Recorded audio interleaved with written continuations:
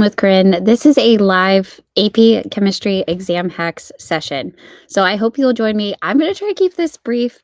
I'm not someone who likes to listen to videos for a long time or lives. So I'm going to try to keep this to like about 30 minutes and I will end with just a Q&A session. So the goal with this is just for it to be an interactive session. Normally I'd be presenting this with Marco Learning. They are an incredible company who wants to make AP exams just easier to navigate and digest. And that's my goal with this session too. So today I'm just going to be talking through some exam hacks to make your life easier because we only have 72 days until the AP chemistry exam. So let's get started. I do just have like a brief slideshow that we're going to go through as I'm doing this, but send in those comments. Okay. The more interactive this live is, the more valuable it's going to be for everyone who's here today. So the goal is to go through the exam details, talk a little bit about the hybrid exam and what we expect those changes to be for this year. We'll talk through some exam hacks and study tips. I just have my top 5 ones, all really digestible things that you can start doing today without adding anything to your load, because I know already you have way too much going on. So the goal is just to make it so that you can still do well on the AP exam while still having a life, because that is so important. I'll also share all of my favorite resources, and then I'll just open it up. Whatever questions you have, I will be happy to answer them. All right, let's keep moving. So again, please just start putting those questions and comments in the chat. Feel free to share this feed. The more students that see this, the better. The goal is just to help as many students in AP Chem as possible. All right, so we have 72 days until the exam. It's crazy. We're already near the end of February. We are getting close to the end. The exam is going to be on Tuesday, May 6th. It is an early exam, so you're going to get up, you're going to have breakfast, and you're going to be done by noon on that day. Second day of exams. I want you to start using all of the tools that you're going to have access to on that day. My dog is coming in to say hi. So you're going to have College Board's periodic table and a constant and equation sheet. Hopefully you've been using those all year long and you're really familiar with those. But if you have not, you want to go ahead and print that out and start using it. So you're very familiar. You know exactly where to find that pH equation that you need. You know exactly where all the constants are. The equation sheet was updated this year, so it's really nice because you have all of the unit symbols. You have some conversions in there, all these things. You even have the metric prefixes, so that is new this year. Really valuable. Start using that. Also, make sure you are using your calculator. You're going to have access to the calculator on both the multiple choice and the free response sections. Make sure you are using that. All right, let's keep moving. So what is the hybrid exam going to look like? So you're going to have the digital portion is going to be all of your MCQs, your multiple choice questions. Your free response questions, for the most part, are also going to be digital this year. So you are going to have drop-down tools, periodic table, and the equation sheet. There are a lot of teachers out there advocating for you all right now to make sure that you get a paper copy of that. So my hope is that that will be printed and accessible to you. But if not, you are going to just have those as drop-down tools. And then the paper component, why it's a hybrid exam, is because your free response answers are going to be in a paper booklet. So with that, you will see built-in graphs and particle diagrams, things like that you might need to label. Those are going to be printed for you. So let me show you an example of that. So this was the sample booklet that was released so we could see it. So for this question, it looks like we're just showing how something's going to change. We're looking at hydrogen peroxide here. So just you'll have all those particle diagrams. You're not going to have to replicate those from the digital exam. So just know that's what that's going to look like. All right, so what other tools are you going to have access to? So I've always taught my students, annotate the exam, write all over it, doodle in the margins, draw smiley faces, things like that.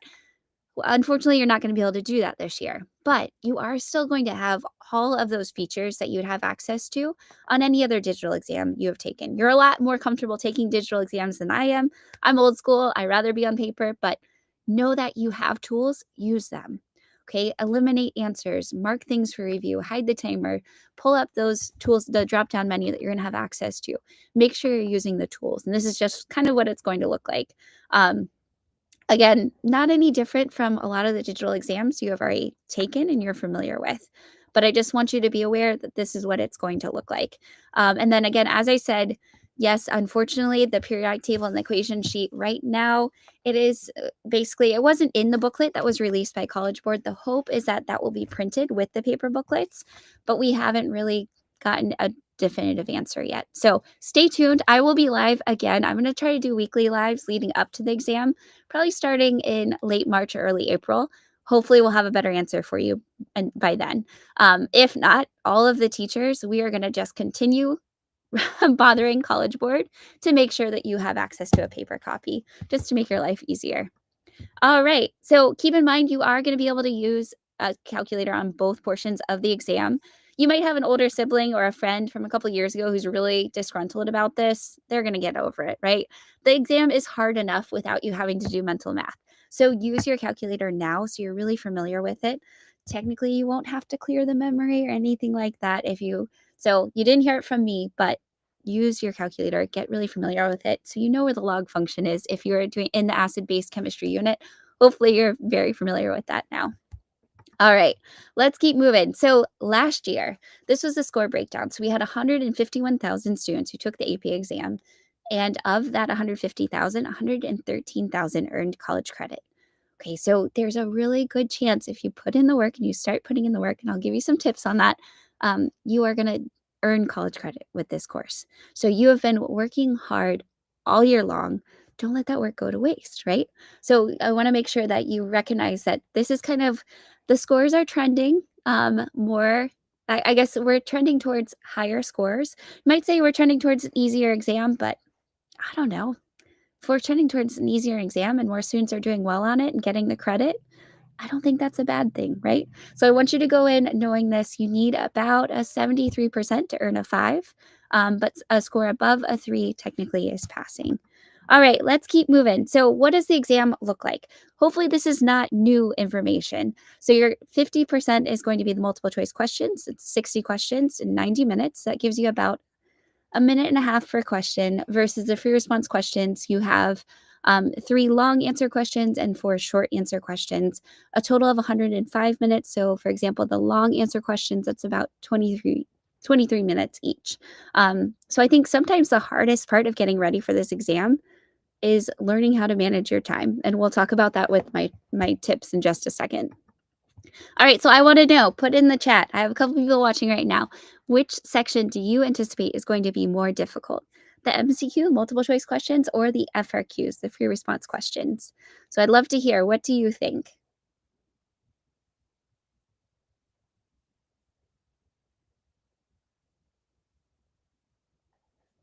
And I would say most students are going to say the FRQs, right? Because you open up the FRQ booklet and you don't know how to answer a single question. You see all kinds of new terms. All of a sudden you see alloys, and you talked about alloys for, 5 minutes that first month of class. Recognize that there are going to be portions that you don't know, and that's okay, right? That is the journey of taking AP Chem, is recognizing that you're not going to know everything at this point in the year. You aren't going to know everything in March. Maybe you're going to have a better grasp of everything in May, but this course, you're covering so much content so quickly. The goal is to not learn everything 100%, right? You're learning skills to be able to navigate these really tricky questions. So if you are facing a question where you don't know every single part of an FRQ, that's okay. Okay, you learn how to recover from that. Know that the AP readers are going to be using error carries forward. So let's say in part A, you calculated the molarity incorrectly, but then in part B, you use that calculation to then find the pH correctly. You'll still get full credit for that. So recognizing, hey, it's okay that I don't know everything on this exam, and learning how to recover from that is really important. And hopefully this year you've been spending a lot of time in class doing practice FRQs, working your way through those multiple choice questions, so you're used to that struggle, right? All right, let's keep going. So this is just the breakdown of the units. Again, hopefully this is not anything that's new. The big thing to know is that Unit 3 and Unit 8, those are the ones that have the heaviest weight on the exam. Units 3, that name is this is actually last year's name, so I used the wrong, I should have updated that. I apologize. Know that Unit 3 is not just IMFs. It is also gas laws. It's also solids, liquids, and gases, states of matter, everything. There's a lot in Unit 3, and that's why it's 22% of the exam. Also, everything connects back to the topics mentioned in Unit 3, and that's why it is such a big portion of the exam. And then unfortunately, Unit 8, the unit that is typically the most difficult of the year, that's also 11 to 15% of the exam. All right, let's see. So when is the exam again? It's going to be Tuesday, May 6th at 8 a.m. So you still have a little over 2 months to get ready for this exam. So being here today, watching this now, you are in the right, you're doing the right thing. All right. So even if you still haven't gotten through the curriculum, you are still struggling in AP Chem. You're taking baby steps, and that's great. So unfortunately, yes, we are on the second day this year, which actually is an improvement. Last couple of years, we've been on the first day. But the good news is that at that point in the exam weeks, you're still going to be excited. You haven't taken all 6 of your exams yet. Maybe this is your first exam. Also, you can use your calculator on the whole test. That's a big deal. And you're going to be done with the AP Chem exam by noon on the second day of exams. So that is something to celebrate. Having this on the second day of exams, I don't think it's a bad thing. All right, let's keep moving. So let's go through my exam hacks. And hello to AP Bio Penguins. If you are also taking AP Bio, if you're doing that impossible double, please check out her channel. She's going to have all kinds of amazing resources for you guys. She already has all kinds of amazing resources on her channel. Check it out if you're taking AP Bio. And yeah, I know AP Bio is now on the first day. Sorry, we've had our turn being on the first day with AP Chem, but we're switching it up. We're going to do the second day this year. All right, let's talk through just some 5 easy exam hacks. We have 72 days to go. Today is the day to start thinking about how you're going to prepare for this exam. So as I said earlier, you want to practice using the tools you're going to have access to on May 6th. So use your calculator, know where everything is that you need to. Yeah, technically you can have them all saved in your calculator. If you're really comfortable with your calculator, that's going to be a great thing. You also want to make sure you're using College Board's periodic table along with the equation sheet. Again, we are still fighting to make sure that you can have paper copies of these on May 6th, but you will have access to all of these in just a drop-down menu. So make sure you're really familiar with that. You know where to find all of your constants, all of your equations. Again, this has been updated this year. So if you have been using the outdated version, make sure to just go to College Board and download that. I'll probably link that in my Instagram as well, so you guys have access to that, so you know exactly what to expect on exam day. All right, not bad, right? Pretty easy. The second hack is to assess your understanding. So I have linked, and I'll put this, it's already in my link tree, but I will make sure to link this on all of my socials as well. So this is just a list of all of the topics. And what I want you to do is go through and spend 5 minutes looking through all of the various topics in each of the units. Where do you stand? Which ones are you most and least confident with? And then as you continue studying, as we move closer to the exam, because there's a chance maybe you're in Unit 7, maybe you're in Unit 4 right now, you still have a lot of material to cover. And your understanding is going to change with time. So I want you to use this list to prioritize the topics. You can access this, just a Google Doc, download it, print it out, or you can just go through and electronically fill it out. Assess where you are, because this is going to be such a valuable tool, so you're not wasting time looking at the things that you already feel really confident with. And then when it comes to practice exams, take a practice exam and then go through all those topics again, kind of see where you are. And when you're like, oh, wait, I really need to practice with common ion effect, then you can just do a Google search, find common ion effect FRQs, and practice with those. So it's a really strategic way to make sure you're spending your time in a valuable way as you're prepping for this exam. All right, so I said, use the tools you're going to have access to, assess your understanding. My third tip is just to take practice exams. Active practice is how you're going to do well on this exam. You can't just stand there and stare at all of your notes from the year and hope that somehow it's just going to soak in, right? Yeah, I'm going to sleep on my notes tonight. I'll be good. You're not going to be good.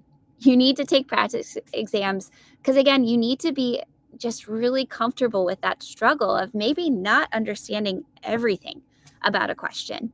The more you're exposed to, though, the better equipped you're going to be. So take at least one timed exam. I recommend 2 to 3, so you have an idea of what the pacing is going to feel like. Use the tools you're going to have access to, and then for the free response questions, I suggest a 3-pass system. So spend 3 to 4 to maybe 5 minutes, read through the exam, identify the easy and the most difficult sections. Again, with the hybrid exam, it's not as easy, but you can flag things for review. You'll also have your paper booklet. And then take the test. For the last 10 minutes, make sure to answer as much as possible. So you, like I said, error carries forward with the readers. So even if you have no idea what happened in A through C, but you see a Lewis diagram in D, you're like, oh, if the structure, so assuming the structure is this is the Lewis diagram. Don't be afraid to try to take guesses like that, and just recognize that understanding these FRQs, right, are going to hit a whole bunch of different topics. And if you feel really solid with stoichiometry, but you don't have an answer for the mass from the previous portion, saying, assuming a mass of 3.25 grams, and then go through and show them what you know. For the multiple choice section, there is no penalty for guessing. The multiple choice section is oftentimes very overwhelming. So you have 60 questions in not much time. So with that, there is no penalty for guessing. If you have taken your time with a bunch of the questions and you find yourself with still 10 questions left and 5 minutes, go through and guess. There's no penalty there. But I am going to teach you some strategies for multiple choice questions. I don't know if it's in this session, but I'll plan on that another session to help you all out. All right. So that was tip number 3. So after you are taking those practice exams, take the time to actually score your own responses. The wonderful thing about AP Chem is all of these exams are online. And not only are all of the exams online, all of the scoring guides and student responses are also online. You have so many free resources that you can access. So take the time to take the exam. If you don't want to sit there and grade it right away, that's okay. Come back to it. Grade it. Imagine that you were a reader. Score yours, and then figure out why you lost the credit. So take that time to actually go through and score your own exams, because it's a very valuable thing to be able to check your answers compared to College Board's answers. So then as you're doing this, continue modifying that list of topics that I mentioned earlier. Keep assessing where you're at. So again, you are just making sure that your studying you're pinpointing exactly what you need to focus on. All right, let's see. All right, tip number 4, you need to form a study group. Find students that have similar goals to you. Yeah, you know, your bestie is in your lab group, but does your bestie even want to take chemistry in college? Maybe not. Maybe find a new bestie for the study group, and schedule like 2 to 3 sessions together, and then study a session where you are celebrating surviving AP Chem in the exam. And there's it still, like, crying together is still very valuable too. And I want to make sure that you are thinking about that. If you don't have a solid study group yet, find your people now. Yes, you can join it next month, right before the exam, but it is so valuable to have a group of peers in this class who is going through the same struggle that you are. Find your people. And I might try to set up some online study groups, see if I can facilitate that for you all this spring. So maybe you don't have anyone in your class, or maybe you're self-studying. I would love to be able to help you find other people who can be there to support you. All right. So like I said, these tips are not too difficult, right? But really valuable as you get ready. All right, exam hack number 5. You want to always use your units. This is like the biggest hack in chemistry. So what do I mean by that? Like, check your constant. So like the gas constant, right? So if you have, if your gas constant is in liters per atmosphere per mole Kelvin, you want to make sure your temperature is also in Kelvin. Your volume is in liters. You can use the units of any of these constants to double check your work. Also, when you are narrowing down answer choices for the MCQs, the multiple choice questions, use the units. Cross out anything that doesn't make sense. Or let's say the multiple choice question is a double part, where it's asking you to not only find the answer, but then justify the answer. Immediately cross out any justification that doesn't make sense. And they will have answer choices that you look at that, you're like, yeah, no, cross it out right away. If you are looking at a graph and you're like, oh, I have never seen anything like this, use the axes. Okay, all of these seem really obvious, but you can use the units and the axes and things like that to your advantage. Even if the actual language in the question looks like a different language, right? Like even if you're like, what? I haven't heard any of this. Use that. Skip right ahead to your figures. Skip ahead just to what the question's asking, and then go back up to all of the initial text. I think just learning how to decipher the language of a lot of these questions is such an underrated skill too. So just taking the time to just expose yourself to more and more of these is really valuable. All right. So that was those were my top 5 those are my top 5 hacks. So you want to use the tools, you want to assess your understanding, you want to do that multiple times.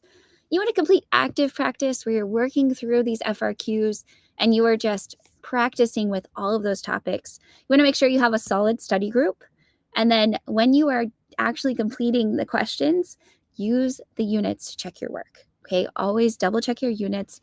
Use those to narrow out options and multiple choice questions and things like that.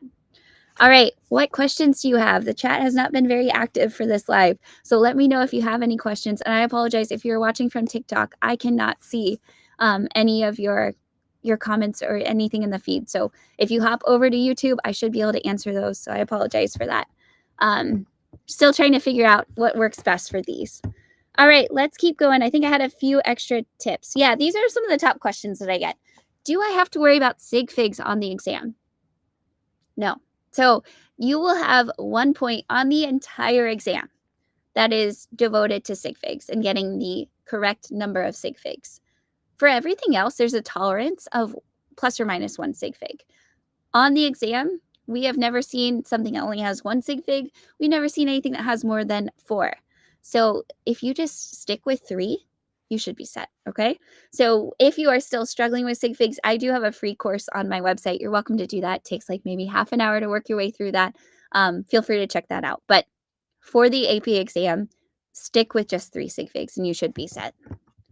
All right. What if I make a mistake in part A? I think I already talked about this. So let's say you have an FRQ and it has A through F, right? It has multiple parts and you are terrified. You're like, oh, wait, I don't know that I did the first part right. Don't give up. Keep going. You're not going to be penalized for earlier mistakes. And like I also mentioned earlier, you can also just make assumptions. So assuming 2 moles from part A, then the concentration will be blah, blah, blah. So know that readers are using error carries forward. And that's really valuable for you. All right, let's keep going. So what should I memorize is the next question. So with this, everyone's going to tell you different things, but you want to remember, there are a few things you need to memorize, like percent error, things like that. A lot of things from Chem 1. Some of the equations as we switch them. So like for pH, you'll have pH is the negative log of H plus, but you won't have the concentration of H plus is equal to 10 raised to the power of the negative pH. So understanding how some of these equations are rearranged, it's really valuable to just memorize those. So you're not dealing with logs and things like that. Common polyatomics, I do suggest knowing those. So what do I mean by common polyatomics? Carbonate, sulfate, nitrate, ammonium, acetate, just the ones that you see over and over. Technically, you should be able to pull the charge of those from the first portion of a formula. But again, it's just something that saves time. If you know those common polyatomic ions and you're really comfortable with those, you're saving yourself time, and time is money on this exam. So I think it's really valuable to take some time to do that. I do have flashcards already built out for you, so you can check those out on my Quizlet. So you have those. Other things that are valuable, right? Titration curves, and that's what you see in this image. So understanding the difference between strong acid, strong base titrations. The reason titration curves are, you want to be really comfortable with those is because you got to remember the buffer zone.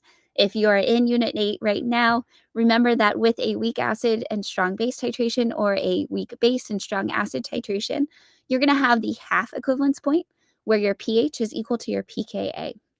So again, you can save a lot of time if you can remember that and go straight to that equation.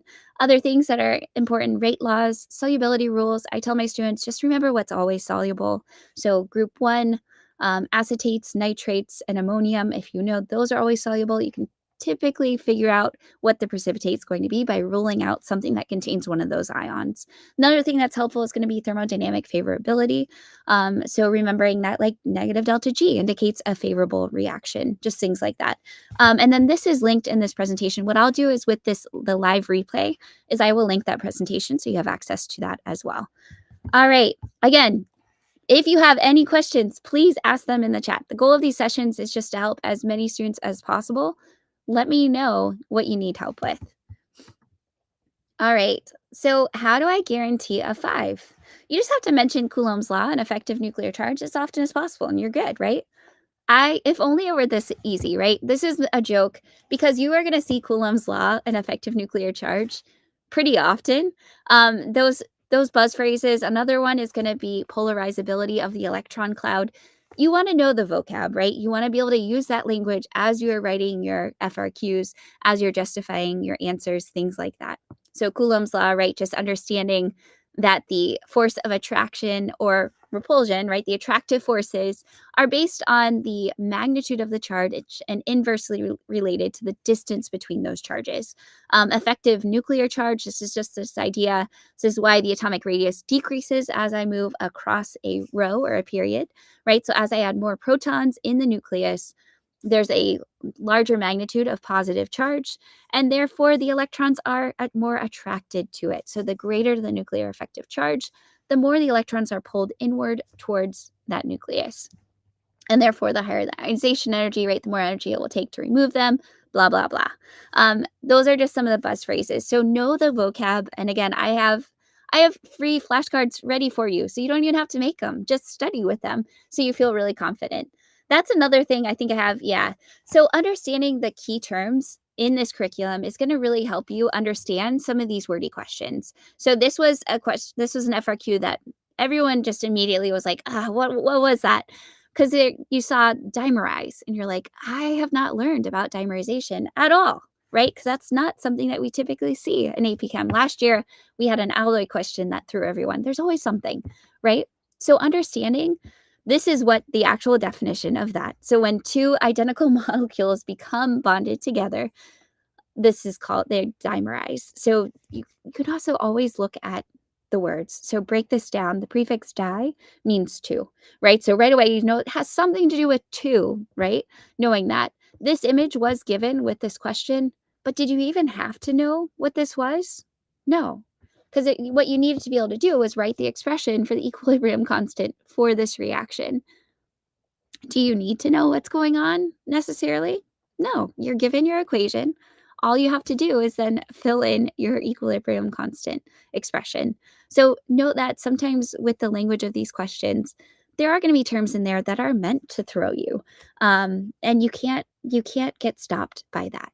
So I recommend to my students, jump down, look right at the question, ignore all the fluff above it, then go back in. You know what you need. So if we're writing the KP expression, I just need to know the pressure of my product over my reactant. If we had any solids or liquids, we'd be ignoring those. But that's all you need. You don't need any of the stuff in the beginning. So know the vocab so you don't get stuck. So I always tell my students, underline the given information and circle what the problem is asking for. A little bit harder to do with the online exam, but you can flag things, you can highlight things, you can cross things out. So don't be afraid to use those tools as you take the exam. Anything that's going to help you kind of decipher these questions and not get overwhelmed by everything, do it, right? It's not going to harm you to cross things out that you don't need. So just use the tools that you're going to have access to.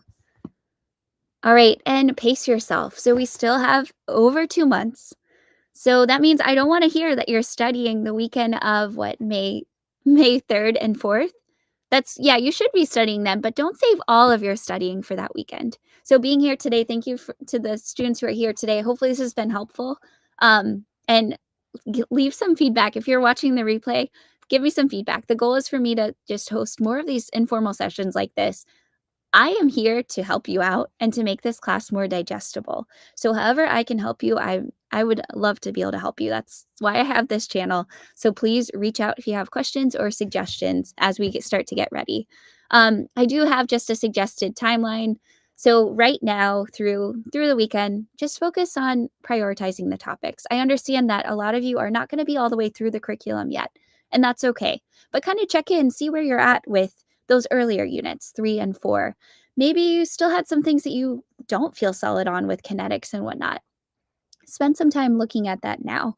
The nice thing is with units 7 through 9, right, you are going to connect back into a lot of the topics that you covered earlier in the year. So you'll have kind of an idea, oh, wait, you know what, stoichiometry does not feel that bad. Or, you know what, I feel really confident with rice tables after getting through acid base chemistry. So this is just kind of my timeline. Screenshot this. I will be posting something, sharing like a paper copy with everything linked as well. So you have access to it.